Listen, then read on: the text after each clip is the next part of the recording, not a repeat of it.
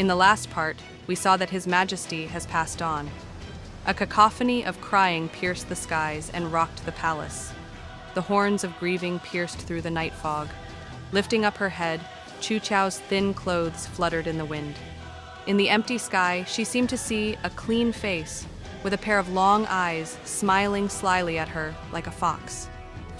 A servant rushed over from an alleyway and quietly reported to Sun Di. They were too far, but the wind still blew traces of their words into Chu Chao's ears. When the grieving horns sounded, smashed head onto a table corner, full of blood, can't be saved. Ultimately, is the mother to the emperor. In the frosty moonlight, Chu Chao's blood seemed to have frozen, as a stream of clear tears rolled down her cheeks yet again, dripping onto the ground of this palace that had seen too many lives and deaths. The street of the Liang capital seemed ever so beautiful, as a refreshing aroma of lotuses diffused into the atmosphere carried by the wind. The trees swayed in the wind like the torso of dancers. With the arrival of dusk, the birds flew back to their nests, and the crimson-colored world seemed like it had been colored in blood. With the tragic passing of the Liang Empire, everyone wore simple mourning clothes, and even the lanterns were hung up with white cloth covering them. Walking on the streets, one could even smell the desolation. As the sky dimmed and light gave way to the darkness, the round moon rose in the distant sky. It had already been 1 month since Xiao Cai's passing, and it was now a festival known as the White Moon Festival. Yuan Yue had sent his men countless times to fetch her away, yet she stubbornly remained. A lingering thought remained in her mind, causing her to be unable to leave freely. Occasionally, she would wake up in the middle of the night, covered in cold sweat. With Xiao Qi leaving, he brought along with him the music and parties in the palace, as the vast palace sank into a destitute silence.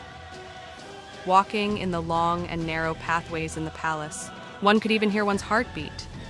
The rhythmic beating would continuously remind her of the fact that some people had left, and that there are still some who are alive, and that there are still some things that she had yet to do.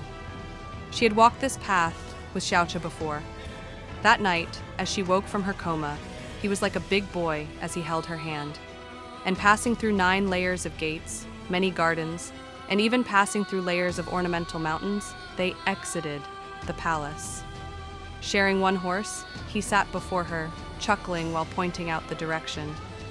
Not only that, he would occasionally turn back to laugh at the guards, who were worried like ants on a hot plate. In the blink of an eye, things had changed, and some things, some people, had vanished into the river of time. The streets of today were nowhere as busy as that day, and was silent everywhere. Only a few shops remained open. In the middle of national mourning, all festivities were canceled, and civilians no longer headed out of their house. Without customers, naturally, the shops would not open.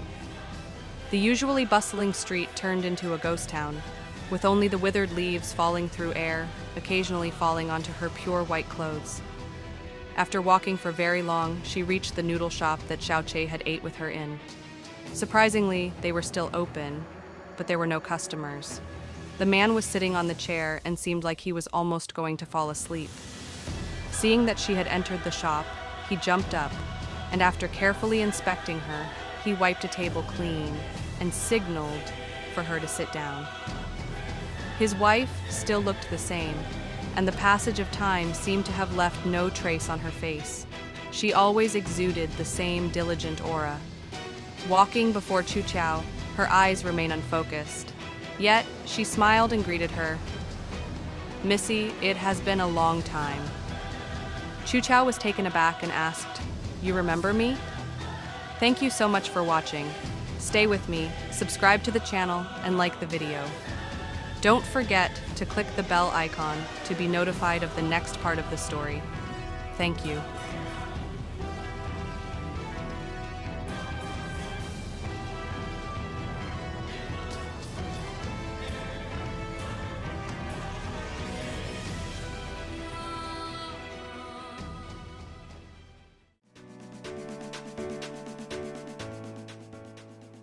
Thank you so much for watching. Stay with me, subscribe to the channel, and like the video. Don't forget to click the bell icon to be notified of the next part of the story.